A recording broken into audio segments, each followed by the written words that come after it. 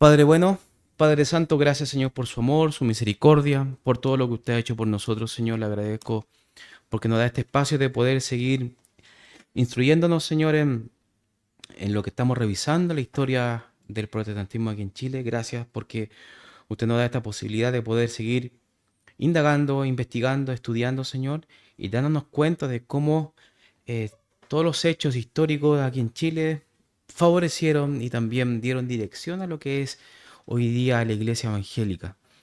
Le agradezco, Señor, por eso. Le agradezco porque usted ha guiado a su pueblo, Señor, y también es necesario ver lo que ocurrió antes para saber por qué el día de hoy llegamos, Señor, tal vez en la condición que estamos el día de hoy, con una falta necesaria de devolver a su escritura. Gracias, Señor, le damos en el nombre de su Hijo amado Jesús. Amén. Amén. Mis hermanos, bueno, nos queda poquito tiempo, pero vamos inmediatamente a volver tal vez a lo que fuimos interrumpidos la semana pasada, ¿no? Volviendo allá al hecho, ¿cierto? Vimos la semana pasada el conflicto que teníamos en el norte justamente eh, con los problemas, ¿cierto? Con Bolivia y Perú. Pero el día de hoy volvemos nuevamente al aspecto religioso, al aspecto que realmente nos convoca y nos interesa, que es los personajes, las personas que han llegado aquí disidentes, protestantes, evangélicos, que han dado este aporte tan grande, ¿cierto?, a nuestra nación y sobre todo a la libertad y la proclamación del evangelio, que es lo más importante de todo. Y tenemos a don Juan Bautista Canut de Pont, bien reconocido tal vez en nuestra cultura eclesiástica nacional chilena. Llegó a Chile en 1871, ¿cierto? Ya estamos en ese periodo, un poquito antes del conflicto del norte con la guerra del Pacífico, pero llegó más o menos en esa fecha. Él fue un jesuita que es laico, hermano, pero finalmente con una formación jesuita, ¿cierto? Él no alcanzó a ser sacerdote. Muchos dicen sacerdote católico, pero en realidad no lo era. Ser sacerdote y laico eran dos cosas totalmente distintas y cada uno de ellos tenía un aspecto, estos roles, ¿cierto? Tenían aspectos que difieren entre ellos. Pero no fue formalmente sacerdote, pero sí tuvo una formación teológica particular para un laico, ¿sí? Luego de cruzar los Andes, hermano, y acá, cuando llegó primeramente a Argentina, Argentina siempre fue como el primer lugar donde se llegaba, ¿cierto? En ese tiempo, eh, cruzó, ¿cierto? Cruzó a los Andes para poder ser recibido por otro país, a este español peculiar. Residiendo, hermano, él en los Andes, en la quinta región, ¿cierto? Los Andes, prácticamente montaña, ¿cierto? Es un valle muy hermoso por lo demás, y donde él llegó puntualmente a esta ciudad. Fue un hombre reconocido por su elocuencia, sobre todo su estilo apasionado, joven, impetuoso, y sobre todo confrontacional, ¿cierto? Indomable en muchas ocasiones, pero un hombre que bastante de fuerte carácter, de fuertes convicciones y al punto de ser ya rozando la imprudencia. Pero Juan Bautista Canut de Pont fue también muy importante en el desarrollo del protestantismo aquí en Chile. Un estilo bien apasionado y sobre todo polémico puntualmente con la Iglesia Católica, que fue la cuna en cual él tuvo una pequeña formación. Algo peculiar, hermano, y tal vez ustedes no saben, que los católicos en ese tiempo no tenían acceso, y sobre todo los laicos, no tenían acceso a la palabra de Dios. Él nunca leyó la palabra de Dios. A él lo formaban, ¿cierto?, con ciertas cosas que los sacerdotes sí tenían, pero él libremente de leer la Biblia no tenía acceso. Nació en Valencia, España, 1846, en el seno de una familia católica. Español es sinónimo en este tiempo de ser católico y del catolicismo más duro que podría existir, ¿cierto? Donde la Santa Inquisición, ¿cierto?, estaba puntualmente todavía vigente en el tiempo de Canut, imagínense. Y la Santa Inquisición sabemos las atrocidades puntualmente que hizo a lo largo de la historia del mundo, ¿cierto? A temprana edad ingresó a estudios eclesiásticos, ¿cierto? No puntualmente teológico como tal, pero sí eclesiástico. Y tuvo, bueno, sí, inmediatamente se identificó con un talento y oratoria intelectual, ¿cierto? Se veía con buenos ojos, ¿cierto? Fue aceptado en la compañía de Jesús, por eso se le llama que era jesuita. Con el tiempo comenzó a tener conflictos naturalmente en él. Siempre está un rato en un lugar y tiene conflictos, ¿cierto? Con la autoridad puntualmente eclesiástica por su manera de predicar. Él trataba de predicar respecto a Dios. A pesar de que era católico, jesuita en ese tiempo y tal, no tener todavía una cercanía real al Evangelio, él tenía mucho cuidado sobre la posición de Dios, ¿sí? Él tenía un temor tal vez mundano, podríamos decirlo, pero respecto a la religión, era muy temeroso bajo el punto de vista religioso. Y sobre todo que los conflictos que inició todo esto con Juan Bautista de Bon, con la Iglesia Católica, eran doctrinales, totalmente doctrinales. El culto a los santos, hermano, y la Virgen le chocaban bastante porque él no entendía por qué se tenía que hacer. Y sobre todo el rol del clero como el único intérprete aceptado y autorizado para poder leer la palabra de Dios es algo que él no cabía en su cabeza. Pero algo que se hizo distanciar más en su vida fue cuestionar la doctrina romanista que ocurrió y estalló justamente en este tiempo. Coincidió, hermano. Son cosas que solamente la historia nos puede entregar, estos datos. Que cuando ya Juan Bautista de Cano como que rompió ya toda relación y ya estaba convencido de que él ya no era un católico. Fue justamente en 1870, golpeó su vida al punto de cambiarlo de casa, en ese sentido. Fue el Concilio Vaticano I, que fue en 1869-1870. Ustedes saben que siempre les traigo cosas técnicas, ¿cierto? Pero que finalmente es por alguna razón. En este concilio, hermanos, que es un concilio reconocido por la Iglesia Católica, se vieron bastantes cosas. Fue convocado primeramente por el Papa VI, creo, de ese tiempo, Papa León VI. ¿Qué cosas vieron ahí? La fe y la razón no se oponen. Son cosas puntualmente, son títulos que finalmente durante un año los concilios se hablan y dentro de la curia papal, ¿cierto? Dentro de la curia sacerdotal, ellos revisan este tipo de cosas que son doctrinales. Y ellos veían, y los títulos eran, la fe y la razón no se oponen. Ojo, que aquí viene la revelación divina. Se estableció que la revelación de Dios se transmite por medio de la Sagrada Escritura y la tradición de la iglesia. Prácticamente están afirmando lo que Trento hace mucho tiempo ya dijo, ¿sí? Condenaban aquí públicamente el racionalismo en este tiempo. Hay un título que se llama el primado de jurisdicción papal. Se definió, hermano, que el papa, primado que en este caso es como primario, ¿cierto? Que está sobre la iglesia. ¿Qué significa? Que el papado, el romano pontífice, tiene una autoridad suprema y universal sobre todos los obispos fieles en materia de fe, moral y disciplina eclesiástica. Por lo tanto, eso se define, hermano, como la infalibilidad papal. Formalmente, aquí Roma al Papa lo declara como infalible, ¿sí? Eso fue una reacción general en todo el mundo protestante, hermano, que esto fue una condena, una reacción, ¿cierto? Porque aquí no había formalidad aún, pero sí se enseñaba que el Papa no se equivocaba en sus doctrinas. Pero sí, acá se formalizó en este concilio que el Papa es infalible. O sea, lo que nosotros afirmamos que la palabra de Dios, la sola escritura es infalible, que no hay, e inerrante, aquí el Papa está diciendo que lo que él decía en aspecto moral y doctrina, no había equivocación.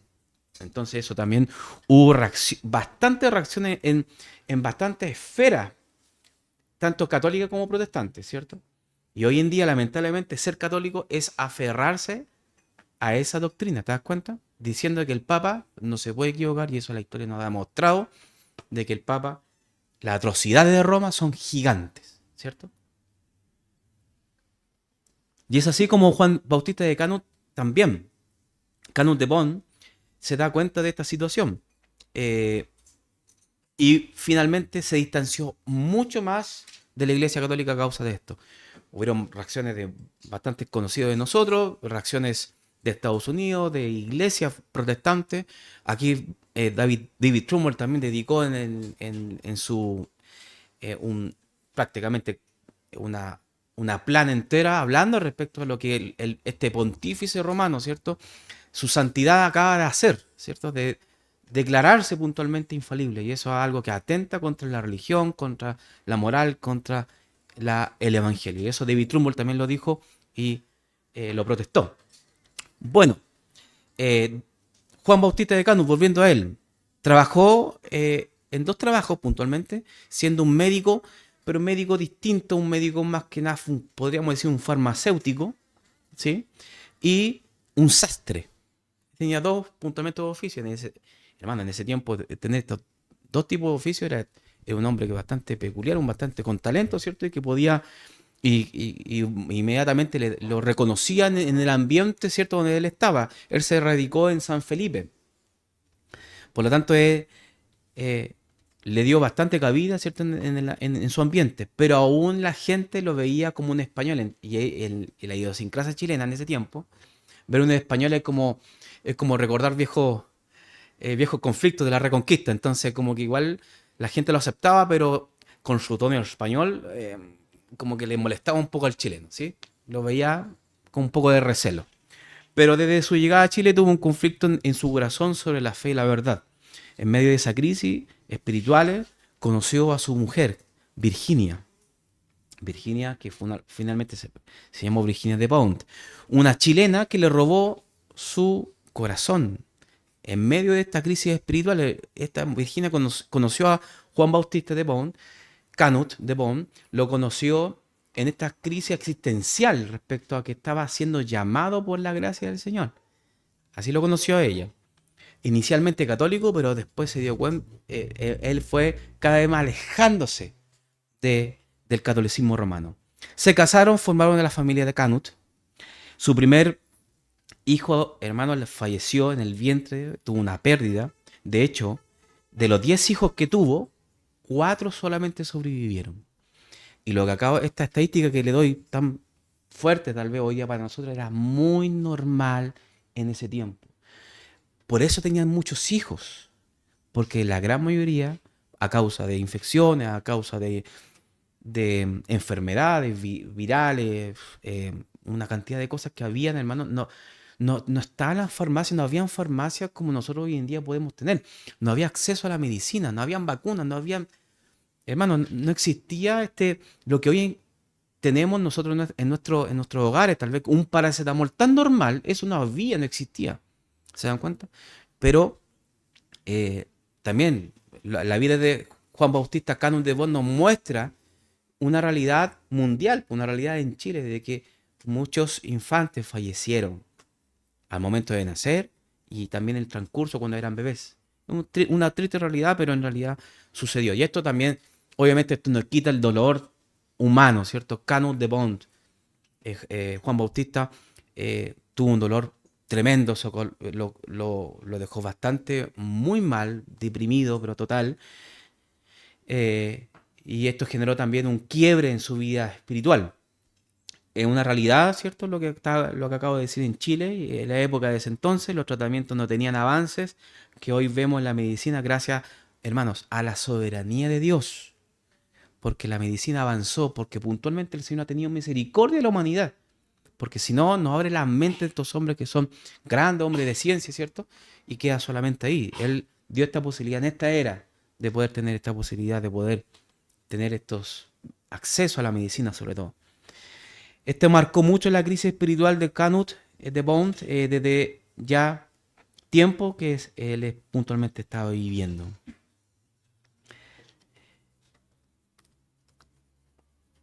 Quillota, ¿cierto? En 1876 la vida de Canut de Bond cambiaría para siempre, pues encuentra en el andén de la estación de trenes de Quillota un libro.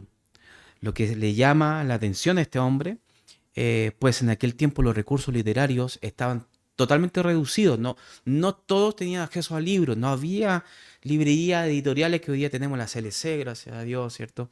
Tenemos, no sé, pues, Vida Libro, editoriales, sociedades bíblicas, ¿cierto? Abiertas a todo público. En ese tiempo todo era la clandestino, todo estaba como... No podíamos tener una Biblia muy abiertamente, hermano, ¿sí? No abundaban esos recursos literarios. Y lo que encontró puntualmente se trató del Nuevo Testamento, el cual posiblemente correspondía a aquellos distribuidos por la Sociedad Bíblica Británica de ese tiempo, gestionada bien y por quién, por David Trumbull, ¿cierto? Fundada principalmente por y gestionada por los presbiterianos de ese tiempo, sobre todo por David Trumbull. Canut de Bond lo dominó su primer encuentro con el Evangelio, lo cual dejó registrado de puño y letra en su Biblia, siendo el comienzo de su proceso de conversión. Su primer y gran encuentro con la doctrina de la sola escritura, por fin, después de tanto tiempo, hermano, el cual tomó la Biblia, no dejaba de leerla. No dejaba en ningún momento de leerla. Y es como un ternero recién tomando leche la primera vez, ¿cierto? Cuando se junta con la vaca, ¿cierto? La primera vez es insaciable y ellos toman. Así mismo estaba puntualmente Canut de Bond tomando la leche pura de la palabra de Dios. ¿Se dan cuenta? Y él se maravillaba con todo. Leía un rato una frase y él se maravillaba. Era bastante conmovedor la posición de Canut de Bond de tener una... Él estaba totalmente sediento de la palabra. Bueno, un español, imagínense, estamos hablando de un español con una tradición fuertemente católica por siglos, ¿cierto? Posiblemente sus antepasados todos eran católicos, ¿cierto? Y más de un sacerdote o más de un cruzado posiblemente pudo haber tenido él de conexión, ¿cierto? En su familia, pero por fin tiene en sus manos, hermano, la escritura que tanto le habían negado. Juan Bautista de Cano conoció en San Felipe a Robert McLean, un misionero presbiteriano que también bastante reconocido en la gestión, también asociado a lo que hacía en este caso David Trumbull. Y es donde fue este hombre, se acercó a él, le predicó el evangelio y en ese momento, por medio de una predicación de un reformado como Robert McLean, recibió el evangelio. Formalmente Canut de Bond fue convertido, ¿cierto? Y desde ahí en adelante cambió toda su vida de nuestro querido español. Este hombre cambió del cielo a la tierra la vida de Juan Bautista Canut de Bond. Y ahí es cuando, hermano, yo le hablaba hace un tiempo de este crossover, ¿cierto? Cuando lo que le hablaba respecto al Iron Man con Capitán América, ¿cierto? Cuando se juntan con esta película de los Vengadores. Es prácticamente lo mismo. Estos dos grandes se juntaron, se conocieron. Canut de Bond y David Trumbull. Robert McLean, que fue la conexión, ¿cierto? Lo presentó en Valparaíso en 1678. Fue un hecho importante para Canut de tener un referente como David Trumbull. Todos conocían a Trumbull en ese tiempo, todos. Todos protestantes, ¿cierto? Y entonces él escuchaba bastantes cosas que este hombre estaba avanzando. Para Trumbull también fue bastante importante este contacto, ya que fue un hito de que un español católico pasó al protestantismo chileno y inmediatamente lo tomó como un ejemplo, lo publicó en The Record, en este diario, diciendo que en sus filas protestantes hay un español católico, ex católico convertido al evangelio. Y eso lo alabó prácticamente David Trumbull. Y a causa de eso, Juan Bautista de Canut de Bond fue conocido también en todo Chile, que era el primer español reconocido que se convirtió al movimiento evangélico protestante. Pasó al bando correcto. Bueno, hay una fotito que les traje también. Más o menos así era la realidad chilena. No había asfalto, no había calles, que hoy día, gracias a Dios, tenemos, ¿cierto? A duras penas, ¿cierto? Esta avenida, ¿cierto? A los espejos, pero por último tenemos algo duro, ¿cierto? Que pisar. Pero en este tiempo eran todo calles, las calles eran de tierra, ¿cierto? Habían carretones, ¿cierto? Habían tranvías. Todavía no llegaban puntualmente el tranvía, pero ya se estaba configurando la ciudad y prácticamente todos los pueblos eran así. El caballo principalmente era el medio de transporte, que de ese tiempo todavía Ford, Henry Ford creo que estaba recién haciendo ciertos sus planos respecto al motor, donde finalmente fue el primer auto, pero todavía no llegaba y se masificó acá en Chile en los años 20, hermano, recién. En la década del 1920, en ese tiempo, es cuando llegó los primeros ejemplares de autos Ford, ¿cierto? Aquí en Chile. Pero, imagínense, después de cuántos años. Pero prácticamente así era Chile en ese tiempo. Y ahí está justamente San Felipe. San Felipe, la tierra natal de Canut. Bueno, Canut no pasó desapercibido a causa de su inquieto espíritu impulsivo, hermano, al punto de que los clérigos de San Felipe, donde él residía, hicieron un comunicado público por medio de un diario local. ¿Se dan cuenta cómo el catolicismo? Incitando a la ciudad a no establecer relaciones con el español que instiga el odio en sus doctrinas, invitando a comprar o establecer comercio solo con católicos o con protestantes honrados, que no hieren los sentimientos de la religión. ¿Se da cuenta lo perverso que es el catolicismo? Le está diciendo, le está privando juntamente a Juan Bautista Canut de Bon, le está diciendo, no comas.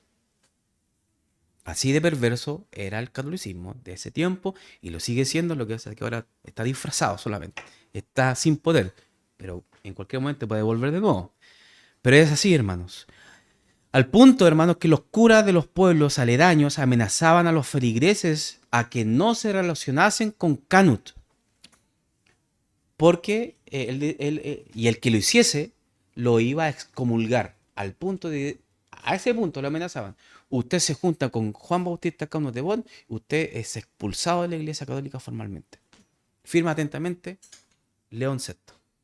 ¿Se dan cuenta? Entonces, fue conocido en San Felipe, pero no solamente en San Felipe, sino que en todo Chile, Juan Bautista Canut de Bon. Canut pasó hambre a causa de esta ofensiva papal. Hermano, quedó sin trabajo por meses, no podía comer y al punto que sus hijos no comían a causa de esto. Gracias a quién? Al papismo.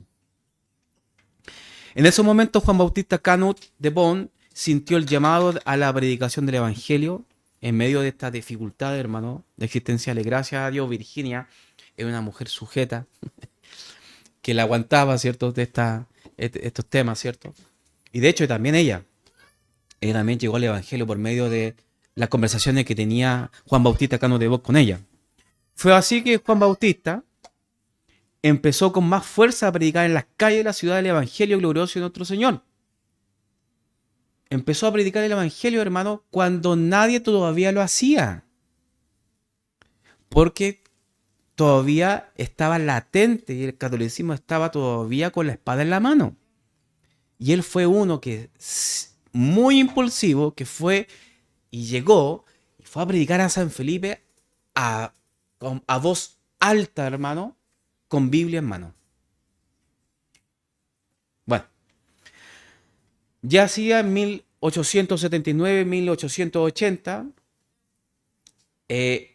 hay registro que parece mencionado que él empezó a predicar abiertamente el Evangelio, viajando por el país, vendiendo Biblias, tratados, ¿cierto? Era un tratadista, y haciendo prédicas en las plazas, en todos los lugares donde él visitaba, pero siendo él con una licencia que la iglesia presbiteriana le dio. La visita de David Trumbull lo hizo partícipe oficial de ser presbiteriano, ¿cierto? Él podía predicar, pero lo que no contaban los presbiterianos de que David Trumbull lo iba a hacer, que Juan Bautista de Canut de Bon iba a hacerlo en todo lugar sin ningún cuidado y lo iba a hacer públicamente, ¿cierto? Un hombre bastante, por eso le digo, confrontacional. Él iba puntualmente al conflicto, le gustaba estar donde en este caso las papitas queman. Pero sí, entregó tratados, folletos, libros que compartían a todas las ciudades que él visitaba, siendo un miembro importante de la Iglesia Reformada Presbiteriana de Chile, porque él pasó a ser presbiteriano por un tiempo. Dio problemas estratégicos. Esto no pasó desapercibido. la iglesia presbiteriana se sintió incómoda justamente a causa de Juan Bautista Canut de Bonn, porque él hacía ruido en el momento todavía que no había que hacer ruido, ¿sí? Había que ir como a algunos pasos un poco más estratégicos, un poco más mesurados y con prudencia. Pero yo creo que la prudencia de Juan Bautista no era puntualmente un don que tenía él, ¿ah? O una característica, ¿cierto?, de su carácter. Él llegaba y hacía sin pensar las cosas muchas veces. Pero, claro, esto generó problemas, dio problemas estratégicos, jurídicos y políticos que incomodaron los intereses de los presbiterianos aquí en Chile. Los pasos protestantes fueron más estratégicos, dando paso a paso este espacio que David Trumbull, por medio de la política y lo jurídico, empezó a generar espacios. Pero Juan Bautista no era muy políticamente correcto. Él llegaba y hacía nada más, ¿no? Porque lo que le interesaba, y eso es puntualmente lo que tenemos que aclarar, no el aspecto puntualmente doctrinales del corazón de la iglesia, de la eclesiología, la soteriología. Él lo que le importaba puntualmente era predicar y estar en la calle.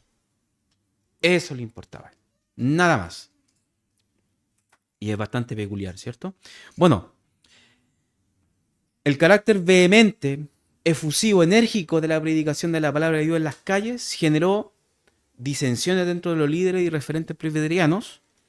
Fue enviado a Santiago porque querían, era como, era como bastante difícil la posición de la iglesia presbiteriana. Juan Bautista pasó a ser un referente estratégico para ellos, porque era el primer español en Chile que se convertía al protestantismo. No querían perderlo, pero tampoco podían tenerlo mucho rato porque hacía mucho ruido.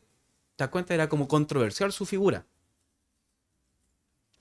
Entonces, tuvieron la genial idea de mandarlo a estudiar. Lo mandaron a estudiar a Santiago, a la Escuela Teológica Presbiteriana aquí en Chile, al seminario.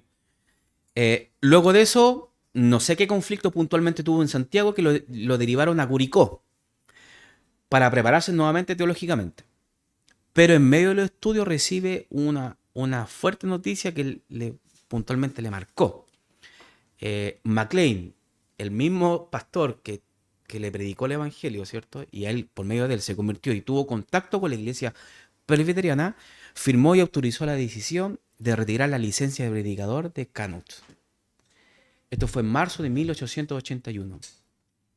¿Controversial? Sí. Pero la situación es de que Canut de Bode estaba haciendo bastante ruido, de que estaban perjudicando puntualmente al protestantismo. De un lente, ¿cierto? Como siempre les digo yo, de un lente político, jurídico, estaba desordenando el gallinero. ¿Se dan cuenta? Pero Canut de Bode, bajo su posición eh, doctrinal, ¿cierto? Él estaba predicando el evangelio. Bueno, la causa se señala que la desvinculación fue el estilo de la prédica de Canut, considerando demasiada eh, eh, confrontacional, muy eufórica, ¿cierto? Especialmente con su antagonismo hacia la Iglesia Católica. Y eso también es algo propio, hermano, y algo muy natural en el comportamiento de un recién salido del catolicismo. Esto tal vez todos nosotros nos ha pasado lo mismo. Recién salido del catolicismo, imagínense los ataques que le hacía público a quién, a la Iglesia Católica. Entonces, él estaba prácticamente con el arma en la mano, ¿cierto? Hablando sobre la Iglesia Católica y todo lo que él sufrió en la Iglesia Católica. Entonces, eso incomodó puntualmente al contexto protestante de ese momento. Volvió a la Iglesia Católica, hermano, ojo con esto. Él tuvo una debilidad espiritual. Porque este le marcó la retirada de esta licencia de predicador, ¿cierto? En la Iglesia presbiteriana lo dejó muy mal. Le dolió bastante. Al punto de que se cuestionó si realmente era el propósito de él. Entonces, ¿qué es lo que hizo?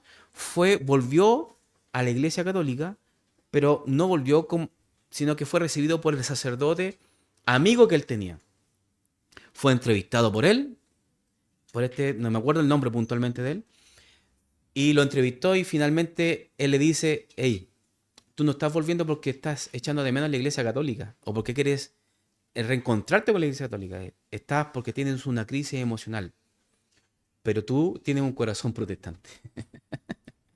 Así que, nuevamente, Canut de Bonn vuelve, ¿cierto? Sale nuevamente del catolicismo, pero esto fue justamente a causa de la separación con la iglesia presbiteriana. Le dolió bastante.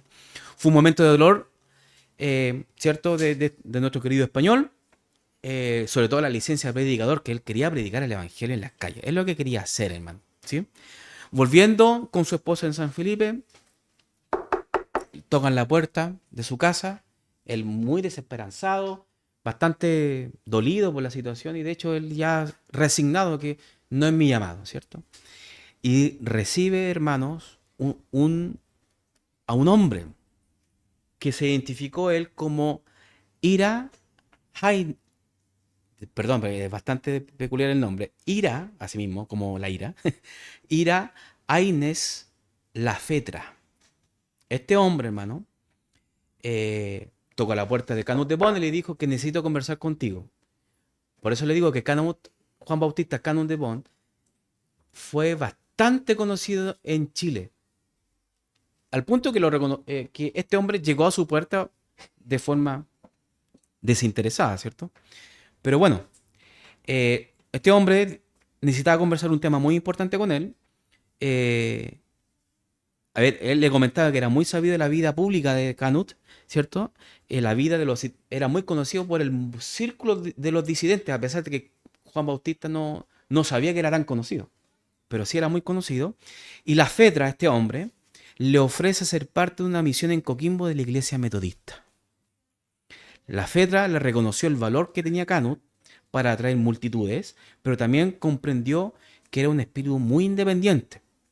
Esta relación le permitió que Canut siguiera predicando bajo un marco de apoyo, pero aquí bajo otro concepto. Él tenía problemas que ya sus oficios no le daban dinero, pero él lo vio como una oportunidad financiera también, porque la iglesia metodista financia, ellos, mediante sus misiones, financia monetariamente a sus ministros. Y le llegó como anillo al dedo lo que acaba de ocurrir. La Fetra le ofrece ser pastor, sabiendo la vida de este hombre, ¿sí? Y es así como esta primera parte, ¿cierto? Tal vez de Canut de Bon, nos sumergimos mucho más y justamente viene otra inserción indirecta con este personaje, que es justamente lo que vamos a revisar la próxima semana, que es la vida, desarrollo, ¿cierto? Del movimiento de la iglesia metodista aquí en Chile. Gracias justamente a Juan Bautista de Canut de Bon y la Fetra. ¿Sí? Estos personajes. Amén. ¿Dudas, consultas, preguntas, mi hermano?